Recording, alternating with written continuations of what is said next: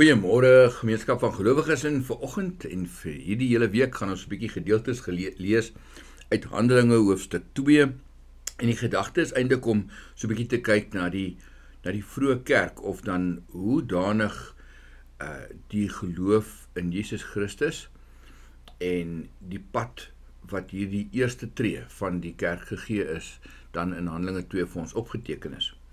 Nou ek gaan nie vanoggend 'n lang gedeelte lees nie.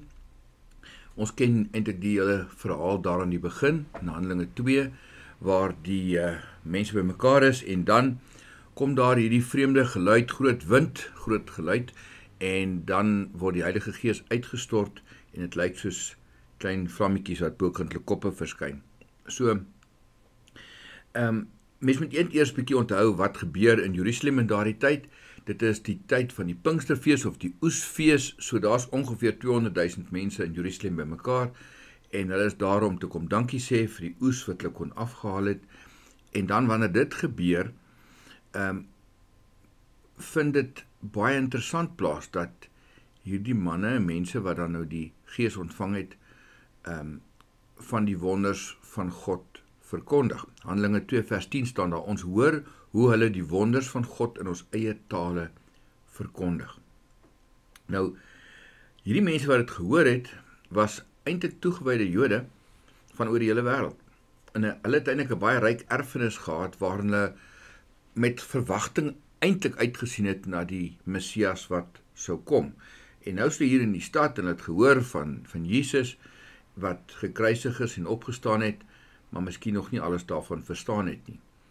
En op Pinksterdag vind daar dan hierdie twee besonderse gebeurtenisse plaas. Die een kant is die mense wat in die vertrek is, word die Heilige Gees op hulle uitgestort, en dit lyk soos 4 tonge bokant hulle koppe, en dan ook nog begin hulle almal in ander tale te praat. Nou die 15 taalgroepe wat hier genoem word, in Handelinge 2 vers 9 en vers 10, is dan nou miskien meer 'n voorstelling van, en kom ons noem dit nou so, taalgroepe uit elke nasie van die hemel, Handelinge 2 vers 5, bedoel eintlik daar eintlik 'n amper 'n internasionale verteenwoordiging. Of dit nou noodwendig presies al die mense van die wêreld verteenwoordig het, is nou baie moeilik om te sê. Uiteraard weet ons dat daar sommige tale mos nou nie daar teenwoordig was nie. Die mense wat daar was, kom ons noem hulle Helleniste, hulle spreektaal sou heel moontlik Grieks gewees het, maar hulle is Jode, maar hulle kom uit verskillende landstreke, waar hulle moedertaal nie Grieks was nie, 'n ander taal was. En die interessante ding is, dat dit is asof hierdie gedeelte wil sê, daar was 'n bewustelikheid van hierdie mense se kultuur en taal van hulle lande waar hulle vanaf gekom het. Die feit dat hulle pad na Jerusalem oor land en see gemaak het, wil ook iets sê van heel moontlik 'n klompie mense wat invloed kon gehad het, of dalk 'n bietjie beter welgesteld was, of selfs goed verbind was om 'n borgskap vir die lang reis te kon bekom. So hierdie klomp mense wat daar staan, dis nie sommer net 'n klomp mense nie. Dit is eintlik mense wat genoeg invloed het om 'n verskil te maak waar hulle woon. In teenstelling met hierdie welgestelde of invloedryke internasionale nie-inwonende Jode, was hierdie plaaslike Galileërs, Handelinge 2 vers 7, maar eintlik mense wat die meeste van hulle was vissermanne, eintlik eenvoudige en volgens hulle tydse mense heel moontlik ongeleerde mense. Ek meen, hulle was ook mense wat met hulle hande gewerk het. En die Joodese groepe het eintlik 'n bietjie op hulle neergesien. Ja, hulle het vir hulle iets kon verskaf, soos vis, maar eintlik was hulle in hulle oë minderwaardig. Die Judeërs sou Nathanael se sentimente oor die Galileërs geëcho het. Want Nathanael het gesê, Nasaret kan daar iets goeds uit jou uit voortkom, daar in Johannes 1 vers 46. So hulle sou iets kon vra van hierdie manne, so daar iets uit julle uit kon kom. Julle is maar sulke eenvoudige mense. En dan die wonderlike en ongelooflike en buitengewone gebeure, waar hierdie Galileërs die wonders van God in verskeie wêreldtale verklaar. Nou, die teoloog het oor die eeue heen oor hierdie spesifieke wonder baie gepraat.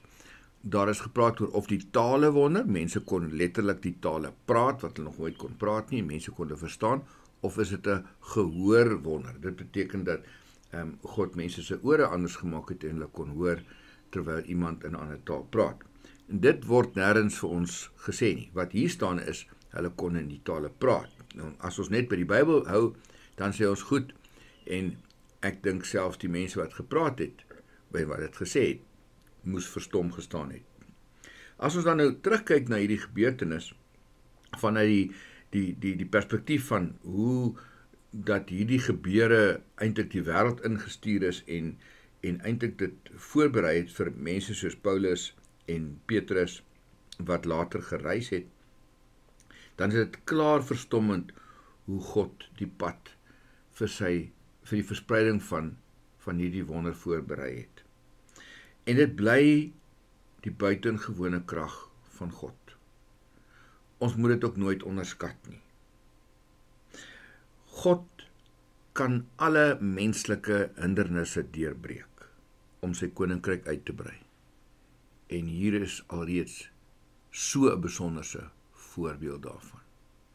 Waarom sou jy dan nou nie op hom kan staatmaak om jou situasie en dit wat in jou hart is te kan deurbreek en vir jou die wysheid te kan gee en nie maniere om jou situasie te kan hanteer nie. En daarvoor mag jy bid. Kom ons doen dit ook so. Here Jesus, baie dankie vir wat U vir ons gedoen het. Dankie dat U die Gees vir ons gelaat het om by ons te kom woon, binne in ons te kom bly, maar baie dankie vir hierdie wonder waarvan ons hier lees, want dit het reeds die wêreld oopgemaak, gereed gemaak, sodat dit wat van U gesê is in daardie tyd vir mense ontvanklik kon wees en hulle dan dit kon glo en hulle eie kon maak. Mag ons wat hier in Suid-Afrika bly, dit ook so beleef. Mag ons in ons eie lewens hierdie buitengewone krag van U erken en daarvolgens leef. Amen.